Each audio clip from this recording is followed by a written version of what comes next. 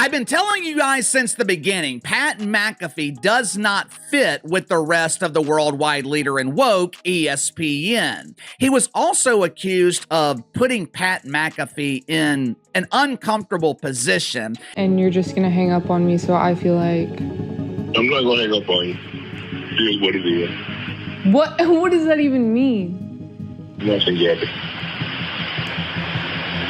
You want to be a dick to me now, so... I don't want to be. Don't manipulate me. Oh, Lord have mercy. If you say that one more time, I'm going to fucking choke the shit out of you when I see you. Well, I don't want to be choked. Yes, you do. And Shannon himself is dropping receipts.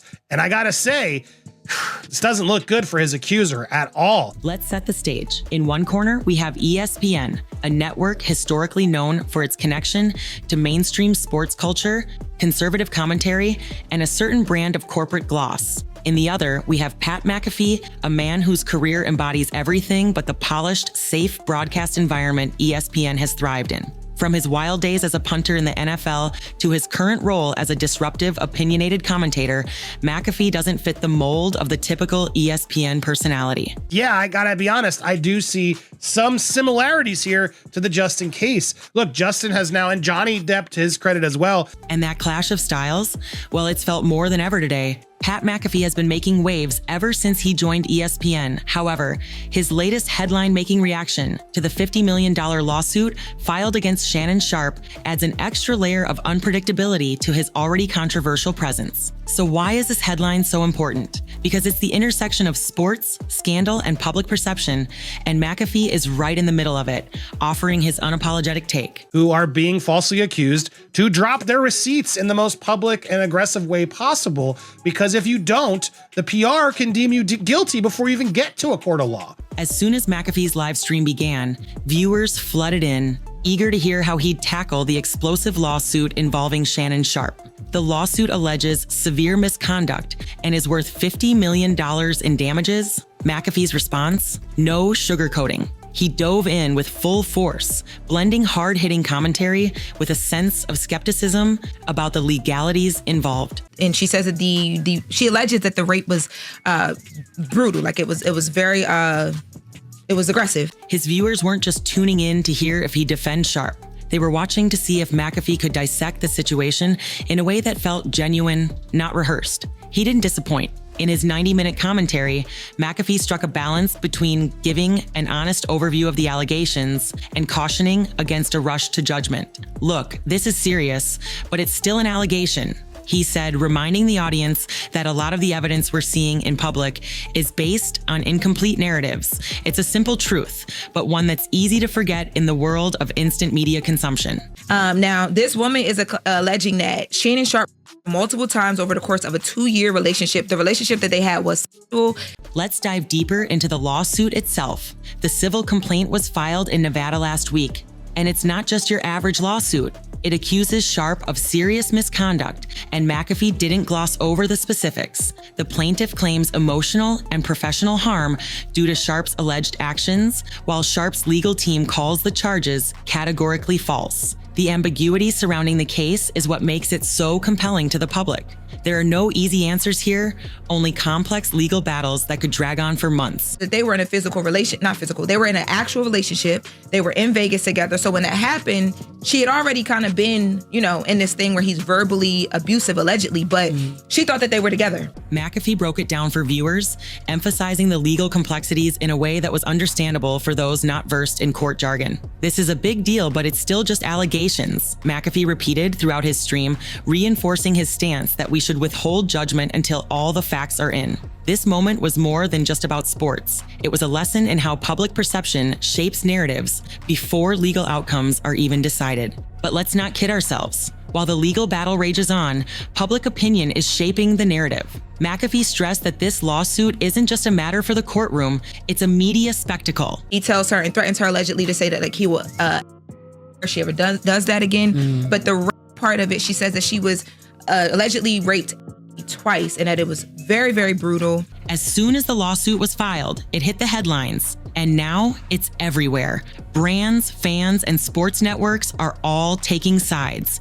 Even though the truth is still in the process of being uncovered, McAfee didn't shy away from the reality of the situation. The court of public opinion is ruthless. He pointed out how companies and brands who had once been enthusiastic partners of Sharpe are now scrambling, unwilling to risk their reputation by sticking with him during the ongoing legal saga. We saw it happen with athletes in the past, and now it's Sharpe's turn to deal with the consequences of being accused in the court of public opinion before the courtroom even weighs in. The plaintiff alleged that the essays took place after a rocky, years-long, aggressive relationship with the sports commentator. What makes McAfee's take on this case so powerful, however, is his ability to empathize with Sharpe. McAfee has been on the receiving end of legal battles, particularly his own defamation suit with Brett Favre, and he wasn't afraid to draw parallels between his own experiences and what Sharpe is going through now. McAfee opened up about the emotional toll of dealing with a lawsuit that is constantly in the public eye. You don't sleep the same when you're in the eye of a storm like this, McAfee admitted, offering a rare glimpse into his personal struggle with a media circus that never stops spinning. In an industry where athletes and broadcasters are often reluctant to share their vulnerabilities, McAfee's openness about his own legal battles provides a layer of authenticity. It's that rawness that makes him relatable, and it's a key reason why his commentary stands out amidst the noise. As the show moved on, McAfee began unpacking Sharpe's defense. The former NFL tight end and current sports broadcaster responded to the lawsuit through a statement issued by his legal team denying the allegations and claiming that the plaintiff had fabricated key parts of the story. Sharpe's defense team is already preparing to countersue for defamation if the complaint isn't withdrawn. For McAfee, this wasn't just legal jargon, it was a window into the high stakes of public perception. The language of the statement, McAfee noted, suggested a battle not just in the courts, but in the court of public opinion. This is about reputation as much as it is about the truth, McAfee explained. The notion of digital manipulation and malicious intent was bound to spark further media frenzy, especially as experts were brought in to analyze digital forensics and the potential for manipulated text messages. Let's talk about the corporate side of things. Once the lawsuit went public, major sponsors pulled back, just like they always do when high-profile figures are accused of misconduct. It doesn't take long for companies to distance themselves from a potential PR nightmare. McAfee pulled no punches, calling out the hypocrisy of brands that move quickly when accusations surface, only to return once the legal dust settles. He also tackled the larger issue of how sports media and their sponsors operate when the reputations of stars are on the line. The elephant in the room here is how media networks, including ESPN, often jump from hero worship to full-blown condemnation without considering the larger implications of their decisions. If your sponsors are scared, you're in trouble, McAfee quipped, pointing out that this knee-jerk response is becoming all too familiar in the age of scandal-driven media. Meanwhile, McAfee turned to the viewers who were listening in live. The chat room was buzzing with comments, and it was clear that people had strong opinions on the matter. The overwhelming question was, should Sharpe step away from his on-air duties while the lawsuit unfolds? The debate was split almost right down the middle, with some fans advocating for him to take a break, while others felt he should be allowed to continue working until a final judgment is made. McAfee took the time to explain that the decision is complicated, pointing out that Sharpe's employer, ESPN, could very well make the call for him, especially if the lawsuit damages their brand's reputation. Yet McAfee also acknowledged that in today's media landscape, the power often lies with the audience and the brands behind the scenes. As McAfee discussed the potential trajectory of the case, it became clear that the legal battle was far from over. He pointed to the role of discovery and how it could take months for both sides to sift through evidence and build their respective cases. And in the meantime, the media frenzy would continue. Expect a lot of back and forth, a lot of drama, McAfee warned, knowing full well that the lawsuit was only the beginning of a much larger narrative. The real story, McAfee emphasized,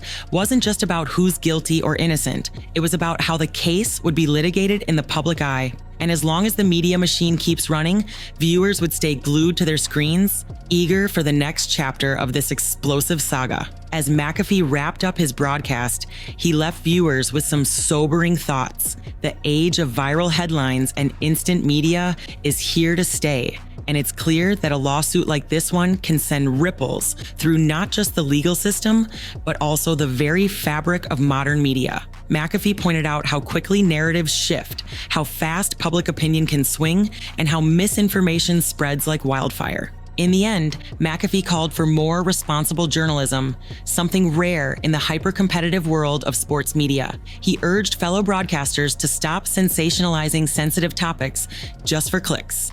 McAfee finished his broadcast by reaffirming his commitment to balanced, fair coverage, inviting both Sharpe and the plaintiff to join him on the show for an open, honest conversation, something that might be the most important thing lost in the frenzy of this lawsuit. And so the story continues, with millions tuning in, not just for the sports takes, but for the spectacle that has become an inevitable part of today's media ecosystem.